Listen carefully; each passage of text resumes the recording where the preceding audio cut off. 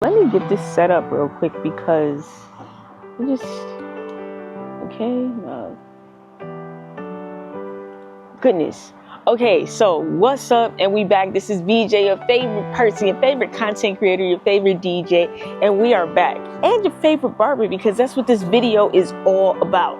So when I went back home to Milwaukee, I was working, and I was actually working in the biggest, and I want to say #1 biggest barbershop in the Midwest.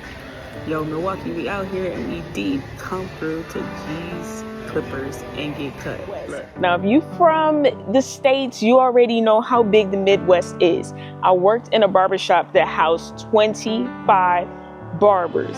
And I'm just about to show y'all a quick view of the barbershop and, you know, some things that I learned there. So while in this barbershop, I was greeted by different barbers, and I'm telling you, all of these barbers are good. This barbershop is called G's Clippers, and it's absolutely more than a barbershop. They just hit their 30th anniversary. I used to see this barbershop all the time growing up. As a teenager, as a kid, it was right down the street from my house. It was known to house and to cut some of the best NBA players in the league, which is the Milwaukee Bucks, we already know. So it was definitely a great honor and a privilege to work in a barbershop that I thought was so cool and so unique growing up. And it's still, I would say, and a lot of people would say, it's the #1 barbershop in Milwaukee, period. And what's so cool about it is when somebody walks in, just while you working there, there's no question that they're going to get a good haircut. So when I tell you it was a great opportunity to just even be able to work there, just even for the short period of time that I did, I definitely did. And I learned from people that have been cutting from all the way from 1966 to, you know, just starting to cut maybe 2-3 years ago. So, and it's always something to learn. As you all know, I've been cutting since I was, you know, about 14 years old, but I want to say that I didn't really know the fundamentals of cutting until I went to barber school, until I started working in an actual real barbershop where it wasn't a military barbershop. This is where people actually care a lot about their hair. They want to look and feel good. They want that conversation. They want that great customer service. So I was able to learn a lot about that, you know, recently. So when I went home, to Milwaukee, I was able to, you know, just sit by some people. Like one guy had been cutting, his name, Sean, and he's been cutting for 19 years. And when I tell you this guy cuts like Instagram, this dude is so fresh. And I'm like, he's booked and busy. I need to just be able to sit, get some golden nuggets from him, and, you know, just watch him cut. And that's exactly what I did. I was privileged to even be able to do that. The oldest barber in the barbershop, I watched him cut too, Sareed. And this man has been cutting since 1966. He cut my little brother's hair, and his brother sitting right beside him has been cutting since 1972. And I watched these gentlemen just sit and be able to just give these shaves that were like no other. They got the hot lather, the hot towels. They're very clean. They got the prices listed like this. These are OG barbers. And I'm privileged that I was able to learn. I'm able to just catch some golden nuggets and bring them back here in Australia. So when I tell you that I had a ball going home, I did, and I learned so much. I was able to cut my cousin's hair. Old classmates came to the barbershop. Some people brought their kids. I was able to see like old classmates, like one lady, she was actually working. They have like this small clinic. So this barbershop is in a bank vault, an old bank vault. It's in an old bank, excuse me. So they have these, they have a clinic inside with nurses that come every single Friday. One of my friends happens to be a nurse that comes to that facility. And I mean, we were in chemistry class together at Rufus King High School. So I just thought that was super cool. Super cool. And had I stayed there long enough, I would have been able to cut one of her son's hair, but I was leaving like the day she was going to bring him in. But just like that, just to be able to just go home and to network and to see people that I grew up knowing was absolutely phenomenal. Not to mention that my mom even came and she got to take like pictures of me and whatever. Like, it was cool.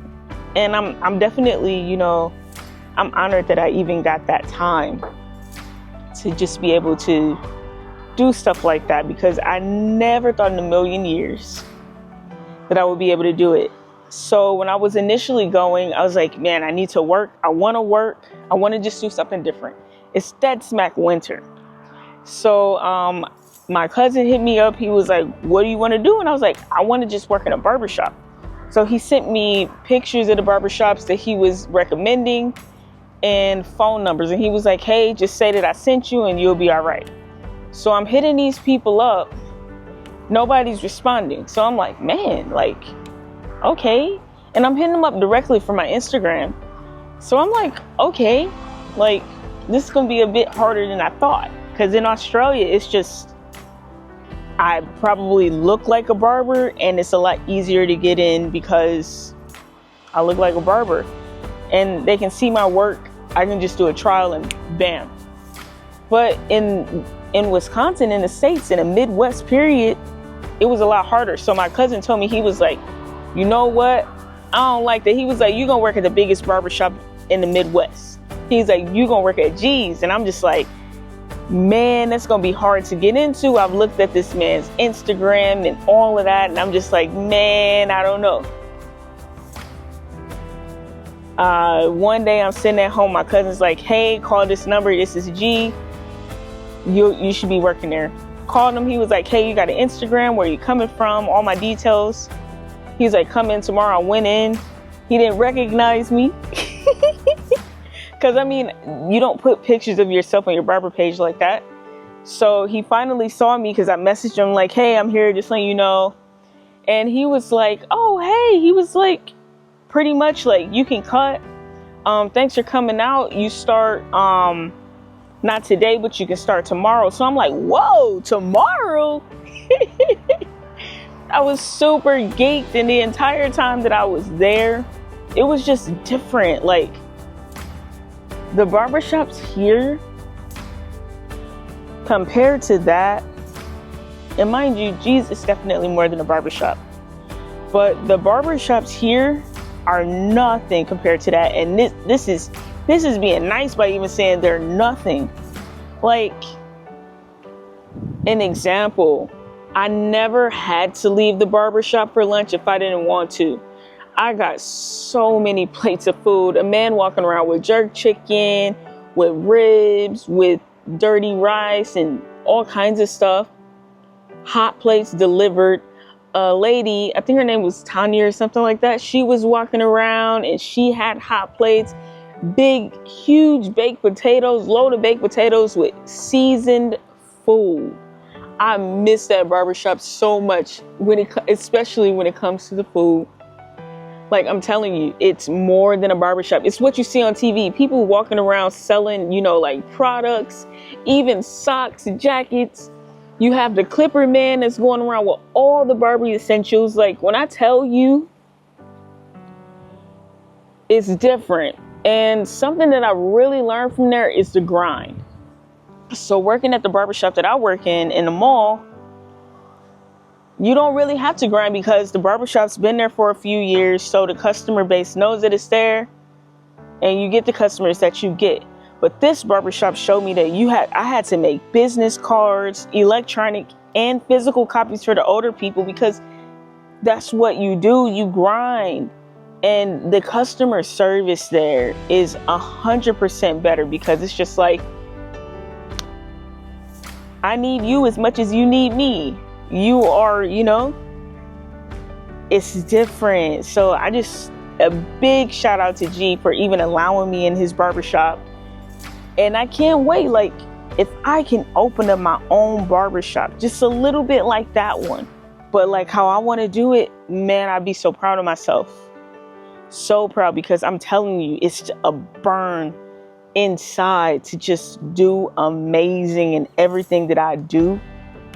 That's like pushing me every single day. Yo, this is BJ, and I just wanted to give y'all like a little picture of how I felt when I worked at the biggest barbershop in the Midwest, G's Clippers. So if you in Milwaukee, go check them out. If you in anywhere in the Midwest, anywhere in the world, go check them out. It's worth the hype. It's worth the travel. I'm telling you right now, 100%, hands down, best barbershop I've ever worked in, and I've worked in 4. So y'all have a great day. Again, this is BJ, your favorite content creator, your favorite barber, your favorite person, your favorite vlogger.